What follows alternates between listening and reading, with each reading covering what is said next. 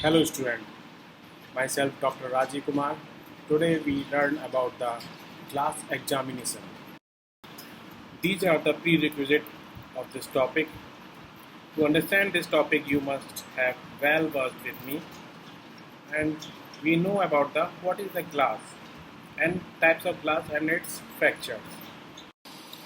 Let's know about the glass. The need for the examination of glass may occur in several types of offenses. In case of breaking, it may be necessary to establish from which face a pane of glass was broken and by what type of blow or instrument. In case of the fracture of glass by projectile, it may be required to determine from which direction the bullet was fired and whatever it was, one of high or low velocity. Such problems involve the examination of large as opaque opposed to small pieces of glass, and their solution is based on a knowledge of the condition determining fractures. Other problems occur in which the essential work is the matching of fragments of glass with some comparison glass from which they may be delivered. This may happen in case of breaking in which entry has been obtained by breaking a window and fragments of glass have been found in the clothes or on the person of a suspect. Many examples of this type of problem occur in case of motor accidents where fragments of glass found at the scene of the accident or on the body of a victim may have to be compared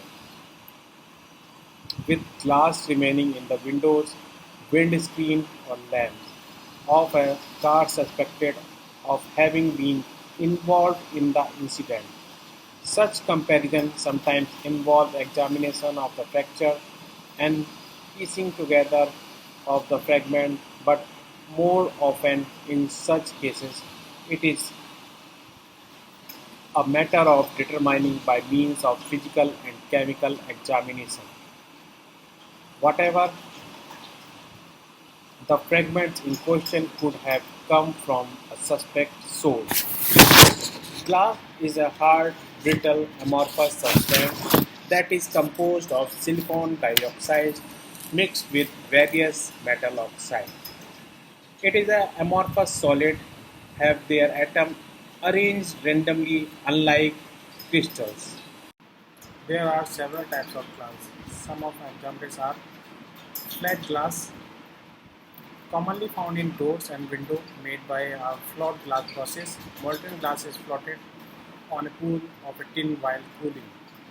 Laminated glass, used in windshield, made of two sheets of glass with plastic between them.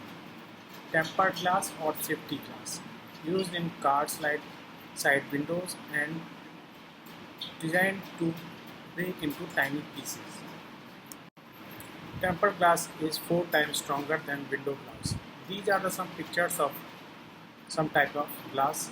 First one is laminated glass, second one is tempered glass, and last one is flat glass. Borosilicate glass or Pyrex glass.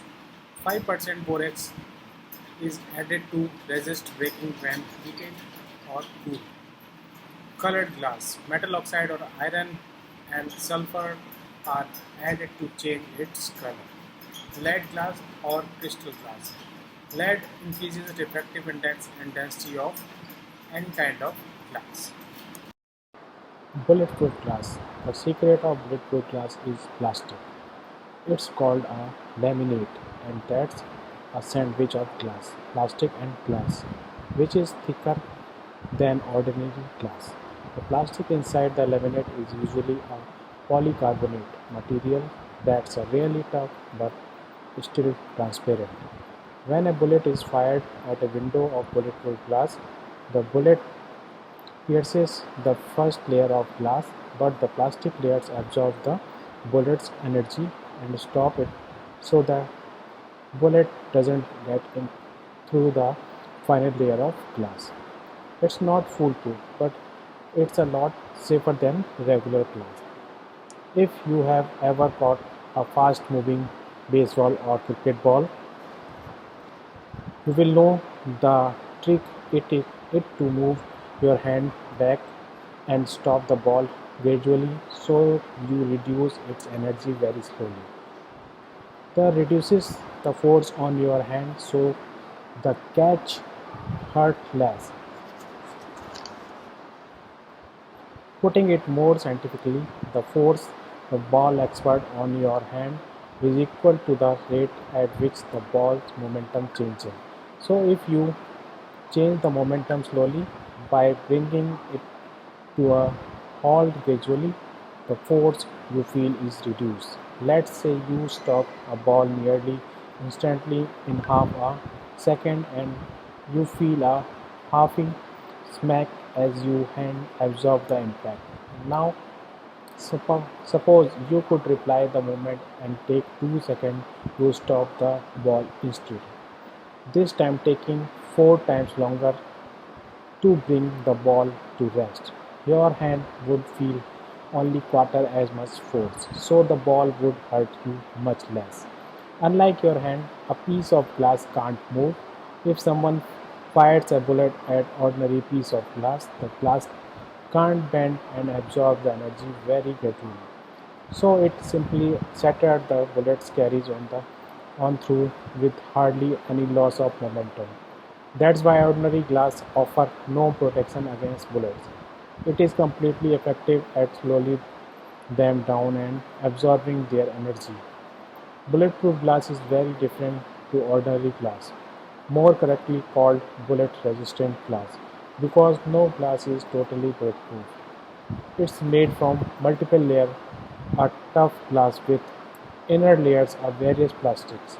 Sometimes there is a final layer of polycarbonate, a tough type of plastic or plastic film to prevent spalling where dangerous shards of glass or plastic splinter off following the impact of a bullet. This sandwich of layers is called laminate.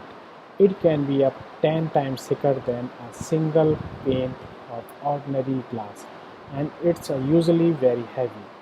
When a bullet strikes bulletproof glass, its energy spreads out sideways through the layers because the energy is divided between a number of different pieces of glass and plastic and is spread over a large area.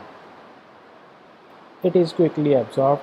The bullets slow down so much that it no longer has enough energy to pierce through or to do much damage if it does so, although the glass panes do break. The plastic layers stop them flying apart. Think of bulletproof glass as energy absorbing glass and you will have a good idea how it works. These are the some examples of glass. First one is blood pressure glass, laminated glass, which is used in a car windshield. This one is plate and window glass, which is used in a building. Tempered glass and borosilicate glass.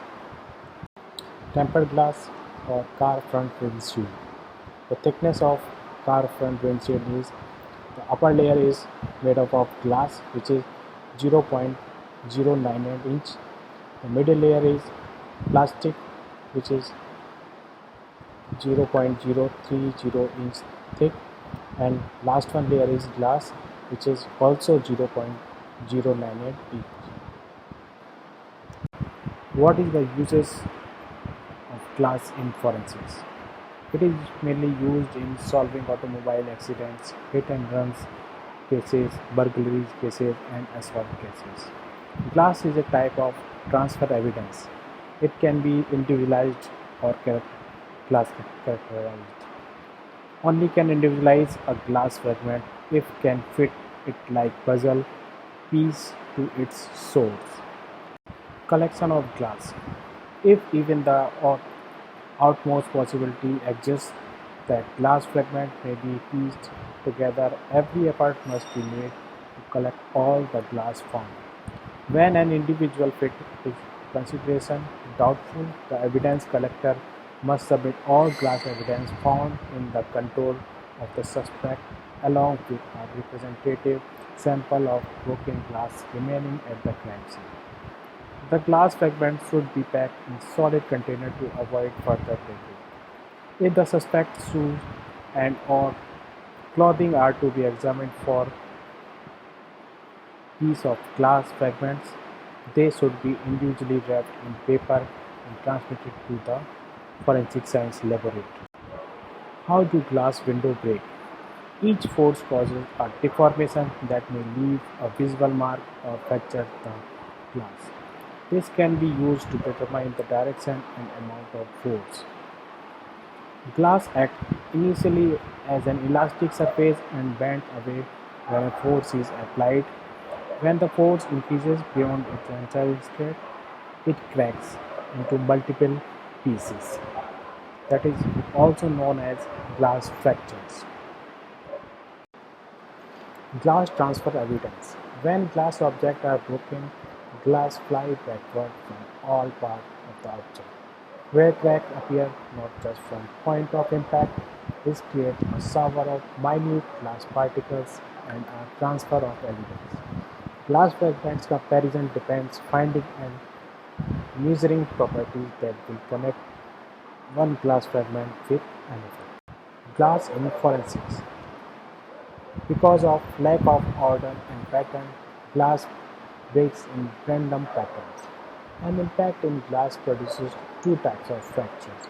First one is radial fracture, that is radiating out from the point of impact, that is known as radial fracture. And second one is concentric fracture. In concentric fracture, forming circle around the point of impact. You can see the diagram of fractures. Concentric fracture is just a web, spider web like a structure. When the force applied from the opposite side, the radial cracks appear on opposite side and make a 90-degree angle, and concentric fracture making a circle around the point of impact. These are some pictures of radial and concentric fractures.